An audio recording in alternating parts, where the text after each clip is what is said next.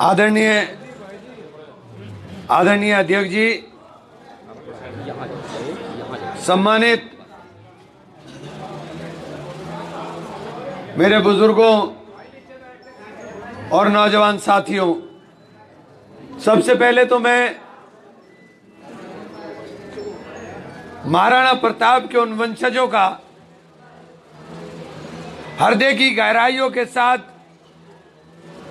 आभार प्रकट करना चाहता हूं इस माफी के साथ कि आप लोग पिछले 4 घंटे से यहां प्रतीक्षा करने का काम कर रहे हैं। मैं माफी चाहता हूं आपसे कि आप लोगों को मेरी वजह से 4 घंटे तक इंतजार करना पड़ा। कारण मुझे कुछ अंदाजा नहीं था ये 2 कार्यक्रम जो बीच में लगे थे, लेकिन नौजवानों, समय आ गया है उठने का। ये नौजवानों का आक्रोश, ये नौजवानों की जो बेचैनी है देश के अंदर, ये अंगड़ाई लेने का काम कर रही है। और वो 2 कार्यक्रम इतने बड़े हो गए कि मैं आपके कार्यक्रम के अंदर साथियों लेट हो गया। अच्छे कार्यक्रम थे, नहीं, मैं उसका तुलना नहीं कर रहा हूं, किसी की तुलना नहीं कर रहा हूं, लेकिन नौजवान आज अब इतने जोश के साथ, इतना इंतजार, और मैं शुक्रिया अदा करना चाहता हूं रनखंडी के लोगों का। ये वो गांव हैं, गुनारसा, रनखंडी, जखवाला, अंबेटा, भगवानपुर, चंदपुर, जिन गांव के अंदर 2014 के चुनाव में मुझे वोट नहीं मिला था। जो मेरे साथी खड़े हुए थे वो बेचारे, भाई से फोन को थोड़ा सा बंद कर लें, वो बेचारे अकेले खड़े रह गए। उनके परिवार के लोग भी वोट नहीं दे पाए थे। लेकिन अब बदलाव आया है और यह बदलाव पूरे देश के अंदर देखने को मिल रहा है। के साथ इस वादे को मान लिया था कि मैं 2 करोड़ रोजगार दूंगा। जिस नौजवान ने इस वादे को मान लिया था कि देश के अंदर प्रत्येक के खाते में 15 लाख आएंगे, जिस देश के लोगों ने यह मान लिया था कि स्टार्टअप योजना के तहत तुमको रोजगार मिलने का काम होगा, लेकिन आज देश का नौजवान अपने आप को छला हुआ और ठगा हुआ महसूस कर रहा है। आप लोगों से कहना चाहता हूं साथियों कि जिस सरकार को आपने उम्मीदों के ऊपर चुना, जिस सरकार के साथ आपने उम्मीदें वाबस्ता की, और प्रधानमंत्री जी ने जिस प्रकार से आपके साथ वादे करने का काम किया, आज 4 साल के बाद आपसे कहना चाहता हूं कि प्रधानमंत्री जी ने अभी शोषा छोड़ा है। मैं जो बात कह रहा हूं मेरे भाइयों, मेरे नौजवान साथी आप खड़े हुए हैं, आपसे कहना चाहता हूं मेरी बात को बहुत गौर के साथ सुनिए, क्योंकि जो बात कह रहा हूं बहुत महत्वपूर्ण है। प्रधानमंत्री जी ने नया शोषा छोड़ा है कि अगड़ों को 10% आरक्षण दिया जाएगा।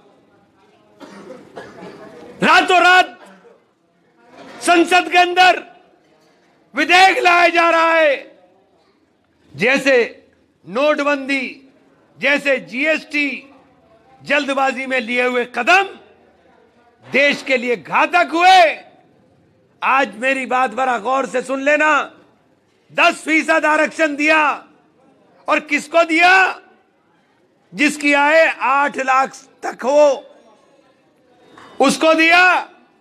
जिसकी 98% यानी जो स्वर्ण जाति हैं उनकी 98% आबादी उस स्लैब के अंदर कवर हो रही है साथियों। 98% आबादी। केवल 2% लोग ऐसे होंगे जो नहीं कवर होंगे। यानी इतनी बड़ी आबादी को आपने केवल 10% में सिमटा दिया, और फिर उसकी जो क्रीमी लेयर, उसके लिए 40% खाली और छोड़ दिया। जरा गौर कर करके दिमाग लगाकर देखिए कि किस तरह से, क्योंकि इसके नतीजे जब यूपीएससी के रिजल्ट आएंगे 2 साल के बाद, इन तमाम नतीजे आपके पास तब आएंगे कि इससे कितने लोगों को फायदा हुआ। मैं आपसे कहना चाहता हूं कि केवल और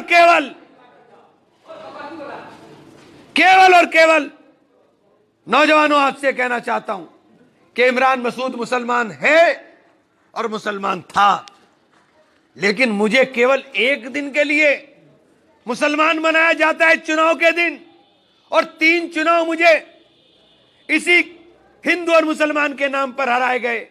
इमरान आदमी तो अच्छा है, लेकिन मुसलमान है, तो भाई मैं 5 साल भी मुसलमान ही था। ये आरएसएस और भाजपा के लोग, जब इनको रास्ता नहीं मिलता कि मेरी बुराई क्या करें, मैंने आज तक किसी से जाति, धर्म, उसका गांव पूछकर काम नहीं किया। मैंने हमेशा मदद करने का काम किया और आगे भी मदद ही करने का काम करूंगा। लेकिन मैं आपसे कहना चाहता हूं मेरे भाइयों, मेरे बारे में दुष्प्रचार किया जाता है, रोज कोई ना कोई नया शगुफा मेरे नाम का खड़ा किया जाता है। विरोध हमेशा ताकत का होता है, ये बात मैं भी समझता हूं। आप लोग मेरे साथ खड़े हो रहे हो, इसलिए बहुत लोगों को परेशानी हो रही है, बहुत लोगों को उनको परेशानी हो रही है जिन्होंने करा कुछ नहीं। बैरन खंडी के लोगों ने तो पूरा साथ दिया था भाजपा का, अब तो देश में भी सरकार, प्रदेश में भी सरकार, लेकिन कितनी मौतें कैंसर से हो गई यहां के एमपी को और एमएलए को पता नहीं। नाला कब साफ हुआ? जिस दिन मैं गांव में चला गया, मेरे गांव में जाते इनको परेशानी हुई।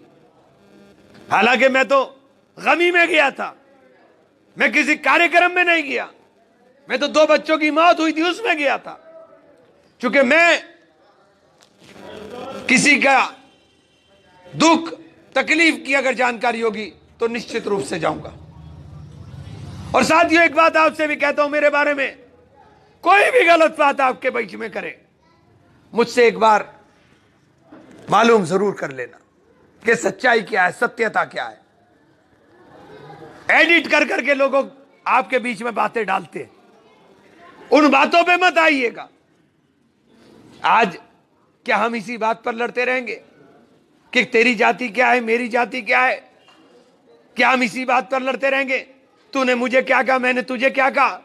क्या हमें नहीं पूछना चाहिए कि मेरे भाई को रोजगार मिला कि नहीं मिला? क्या हमें नहीं पूछना चाहिए कि किसान की फसलों का दाम क्यों तय नहीं हुआ?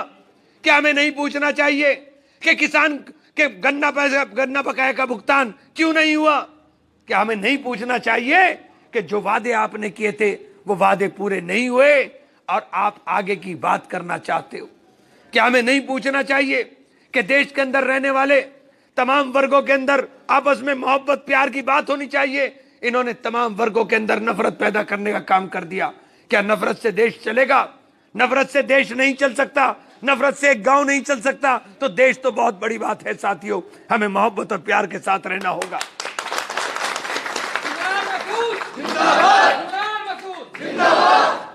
मैं आपसे कहना चाहता हूं मेरे बुजुर्गों और नौजवान साथियों, आपसे कहना चाहता हूं कि अपने अधिकारों के प्रति जागना सीखो।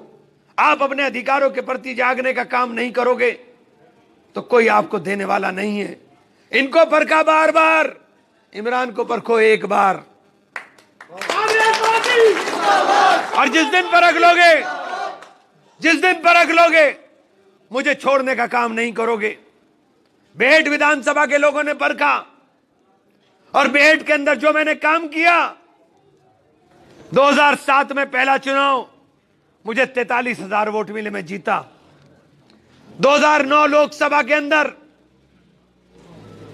66,000 वोट, 2012 विधानसभा के अंदर 70,000 वोट, 2014 लोकसभा के अंदर 90,000 वोट और 2017 विधानसभा के अंदर 97,000 वोट और 2019 लोकसभा में इंशाल्लाह 1,30,000 वोट क्रॉस करेगी वो विधानसभा। ये है परखने की बात। और आपसे भी कहना चाहता हूं कि जब यहां इतनी बदलाव की बयार बहने लगे, आपने मेरा इतनी देर तक इंतजार किया, मैं बेइंतहा आप लोगों से शर्मिंदा हूं, मैं आपसे बेइंतहा शर्मिंदा हूं और माफी चाहता हूं। लेकिन एक खुशी जरूर हुई कि नौजवान के अंदर अब चाहत, नौजवान के अंदर अब अपने अधिकारों को पाने की कुछ अंगड़ाई ली है। और मुझे लगता है इंशाअल्लाह कि बदलाव आएगा। राहुल जी का कार्यक्रम है। आपको अभी से कहना चाहता हूं कि किसानों को फसल का दाम की अगर बात होगी तो राहुल करेंगे, किसान के कर्जा माफी की बात होगी तो राहुल करेंगे। और राहुल जी की बात के अंदर जुमला नहीं है। राहुल जी ने कहा कि तीनों राज्यों के मुख्यमंत्री 10 दिन के अंदर अगर मेरी सरकार बनी तो किसान का कर्जा माफ करेंगे और वरना मैं मुख्यमंत्री बदल दूंगा। 10 घंटे में माफ हो गया। जब सरकार करने पर आती है तो 10 घंटे में माफ होता है। 10 घंटे में माफ हुआ। और अगर सरकार देश में आई तो हम आपसे कहना चाहते हैं, किसान का कर्जा माफ। एक नारा कांग्रेस ने दिया, कर्जा माफ होगा और बिजली का बिल हाफ होगा। बिजली का बिल हाफ करना हमारे हाथ में नहीं है क्योंकि वह स्टेट का मसला है। लेकिन कर्जा माफ अगर केंद्र में सरकार होगी राहुल जी की तो कर्जा माफ होगा। नौजवान के रोजगार का, नौजवान के रोजगार की गारंटी। और मैं खास तौर से सहारनपुर के नौजवानों आपसे कहना चाहता हूं कि मुझे एक बार जोर लगा के जिता दो, आपके रोजगार की गारंटी सहारनपुर के अंदर इमरान होगा साथियों। और मेरा नौजवान है, मेरा नौजवान साथी ना हिंदू है ना मुसलमान है। जो नौजवान है वो इस देश की शान है, चाहे वो हिंदू हो या फिर मुसलमान हो, उससे फर्क नहीं पड़ता साथी। देश की 65% आबादी, 65% आबादी नौजवान। और आज नौजवान अपने रोजगार से परेशान। ये सोचने का विषय है साथियों। इसलिए कहना चाहते हैं कि रोजगार पूरक नीति, गरीबों को फायदा पहुंचाने वाली नीति, किसानों का वाजिब दाम दिलाने वाली नीति देश के अंदर केवल और केवल राहुल गांधी के पास है, किसी के पास नहीं है साथियों। और राहुल गांधी की कथनी और करनी में फर्क नहीं है। जो राहुल जी ने कहा है वो हमेशा राहुल जी ने किया है। और राहुल जी खुद नौजवान, इसलिए इस देश की कमान अगर नौजवान के हाथ में होगी। आप याद करिए राजीव गांधी जी को, जब राजीव गांधी जी के हाथ में सत्ता थी तो नौजवान देश का उनके साथ खड़ा हुआ और देश ने अंगड़ाई ली, बदलाव आया।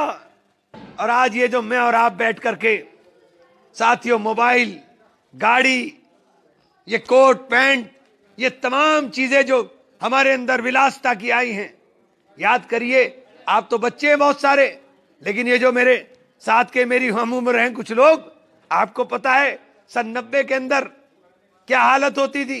गांव में आने के लिए सड़कें भी बराबर नहीं थी, मोटरसाइकिल भी गांव में एक आध होती थी, गाड़ी तो बहुत दूर की बात है। ये सब जीवनचर्या के अंदर जो बदलाव आया है, ये जो देश ने तरक्की की है, ये राजीव जी की उस सपने ने कि मैं देश को 21वीं सदी में लेके जाऊंगा, मैं देश को कंप्यूटर के युग में लेकर जाऊंगा। तो लोगों ने मजाक उड़ाया था, लेकिन आज हर हाथ में एक कंप्यूटर है, आज हर हाथ के अंदर मोबाइल है, आज हर हाथ के अंदर साथियों मोटरसाइकिल है। ये बात राजीव जी की है देन, राजीव जी की है। ये जो ब्लूप्रिंट बनाया था राजीव जी ने, ये उनका है। और आज राहुल गांधी का सपना है कि देश के अंदर रहने वाले नौजवान को इस देश की संपदा पर, इस देश की मिल्कियत पर सबसे पहला अख्तियार होना चाहिए। उसके रोजगार का सबसे पहला जिम्मेदारी सरकार की है कि सरकार उसके रोजगार की व्यवस्था करने का काम करे। और निश्चित रूप से अगर राहुल जी के हाथ में सत्ता होगी तो मैं साथियों कहना चाहता हूं कि हम हाथ हिला हिला करके, ताली बजा बजा करके हम वादे नहीं करते हैं। हमारी पार्टी, हमारा नेता बहुत स्पष्टता के साथ बात करने का काम करते हैं। और मुझे कहते हुए गर्व होता है कि आज चौधरी चरण सिंह जी के बाद अगर किसान के दर्द को, तकलीफ को पूरे देश के अंदर कोई व्यक्ति सबसे मजबूती के साथ रखने का काम कर रहे हैं, उनका नाम राहुल गांधी है, जिन्होंने किसान की दर्द को, किसान की तकलीफ को समझा कि आज देश का किसान कर्ज के अंदर बंधा हुआ है। रफाल तो बहुत लोगों ने सुन लिया होगा भाई, एक नई चीज बता रहा हूं। रफाल तो आपने सबने सुना है, और यह भी सुना है चौकीदार चोर है। और रफाल के अंदर घोटाला सारे सबके सामने है। लेकिन ये जो किसान फसल बीमा योजना है, इसका इतना बड़ा घोटाला यह भी देश के सामने आना बाकी है। 66,000 करोड़ रुपया 4 साल के अंदर भारत सरकार ने 4 साल के अंदर सरकार ने खर्च किया है। और एक साल में एक जिले के अंदर 160 से 63 से लेके 67 करोड़ रुपया तक एक जिले में गया। और जिसमें आपको ताज्जुब होगा कि नेट बचत प्रीमियम में 160 करोड़ 63 करोड़ से 67 नेट बचत 143 करोड़ रुपया, 143 करोड़ रुपया नेट बचत बीमा कंपनी को ही। और वो बीमा कंपनी सरकारी नहीं, वो बीमा कंपनी नरेंद्र मोदी के दोस्त माननीय श्री अनिल अंबानी की रिलायंस बीमा कंपनी थी। और ये बात चूंकि किसान बीमा योजना में आपकी रजवाई की पटड़ी टूट गई, तो भाई साहब नुकसान तो वही होगा ना, नुकसान वही होगा। नील गाय फसल खा गई तो नील गाय जब तक पूरे इलाके की फसल ना खा जाए, जब तक उसका बीमा नहीं मिलेगा। आसमान से बिजली गिर गई, गन्ना जल गया, लेकिन जब तक पूरे ब्लॉक का गन्ना ना जल जाए, जब तक नहीं मिलेगा, ना 9 मन तेल होगा, ना राधा नाचेगी, ना तो पूरे ब्लॉक में बर्बादी होगी, और ना तुम्हें पैसा देना पड़ेगा। लेकिन मोदी जी ने तो जेब में से निकाल के चुपचाप उसकी जेब में डाल दिया हजारों करोड़ रुपया। कहां मजाक बन गया देश का। हमारा आपको हिंदू और मुसलमान मान जा दिया। हमारा आप इस बहस में पड़ गए कि तूने मुझे क्या कहा, मैंने तुझे क्या कहा। हमारा आप इसी में उलझे रहेंगे। हम आप भूल गए कि मेरे बच्चों का मुस्तकबिल क्या होगा, मेरे बच्चे का भविष्य क्या होगा।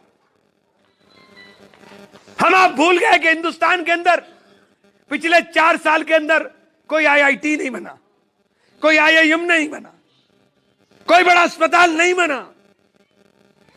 चलो IIT IIM ये तो चीजें पूरे देश के लिए हैं, लेकिन पिछले 5 साल के अंदर देश में भी 2/3 बहुमत, प्रदेश में भी 2/3 बहुमत, और रामलला हम आएंगे, मंदिर वहीं बनाएंगे, रामलला का भी वादा पूरा नहीं हुआ। जो राम के साथ भी चल करे, राम के साथ भी झूठ बोले, भाई भगवान के साथ झूठ बोलने वाले का तो बस ऊपर वाला ही कर सके, हम तो कुछ नहीं कर सकते। हमारी औकात नहीं है, हमारी हैसियत नहीं है, क्योंकि ये तो दिव्य ज्ञानी व्यक्ति हैं, इनका दिव्य ज्ञान है। अच्छे अच्छे महान व्यक्तित्व के लोग बैठे। हनुमान जी दलित थे, क्या क्या ज्ञान बंटना है। इनकी पार्टी में एक मुसलमान चला गया, वो कहने लगे हनुमान जी तो मुसलमान थे, इमरान, फुरकान, गुलफाम, ये सारे नाम भी तो हनुमान जैसे ही लग रहे। क्या ड्रामा बना दिया, क्या ड्रामा बना दिया आपने। आप देवी देवताओं को नहीं छोड़ रहे, भगवान के बारे में नहीं, आप छोड़ रहे हो, आप नौजवान को डस रहे हो, आपने देश के अंदर तमाशा बना दिया।